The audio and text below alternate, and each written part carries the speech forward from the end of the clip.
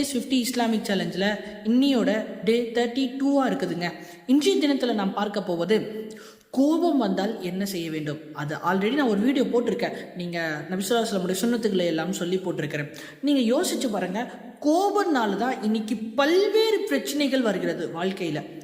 நாம் யதார்த்தமான கோபங்கள் தான். ஒரு அநியாயத்திற்கு கோபப்படுவது அது வேறு கணக்கு. ஒரு சாதாரண வேலை செய்யும் இடத்திலோ அல்லது வீட்டிலோ குடும்பத்தினர்களுக்கு மத்தியிலோ நட்புகளுக்கு மத்தியிலோ உறவுகளுக்கு மத்தியிலோ சிறிய ஒரு விஷயம் அதை யோசித்து இருந்தால் அந்த பாவம், அதாவது அந்த கோபத்தினால் பெரிய ஒரு விஷயமாக மாறியிருக்கும். அது யோசித்து செயல்பட்டு இருந்தால் அது ஒரு விஷயமே இல்லை என்பதாக ஆகியிருக்கும்.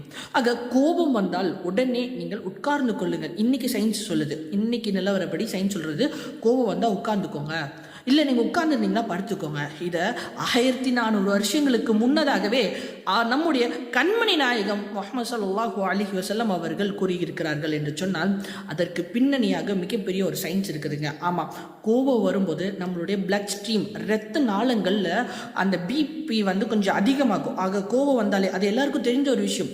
அது எப்படி குறையும்னா, நம்ம உட்கார்ந்தோம்னா கொஞ்சம் சாந்தமாகுங்களாம். ஓகேங்களா, கொஞ்சம் கம்மியாகும். அந்த பிளட் ஸ்ட்ரீமோட ரத்த லெவல் கொஞ்சம் கம்மியாகும். ஸோ உட்கார்ந்து இருந்தால் ஏன் படுக்க சொல்கிறாங்க அப்படின்னா, நம்ம படுத்தோன்னா நம்முடைய உடம்பு ரொம்ப நிசப்தமாக அமைதியான ஒரு ஆழமான ஒரு இதுக்கு மாறிடும். ஸோ அந்த கோபத்துடைய வெளிப்பாடு கம்மியாகி குறைஞ்சு ஒன்றுமே இல்லாமல் போயிடும். ஸோ இதை தான் நபி ஸல்லல்லாஹு அலைஹி வஸல்லம் அவர்கள் அழகாக ஒரு 3 வரிகளில் மிகப்பெரிய சயின்ஸை கூறிவிட்டு சென்றார்கள். சுன்னத்தாக கோபம் வந்தால் நின்றிருந்தால் நீங்கள் உட்கார்ந்து கொள்ளுங்கள், உட்கார்ந்திருந்தால் நீங்கள் படுத்துக் என்பதாக கூறினார்கள்.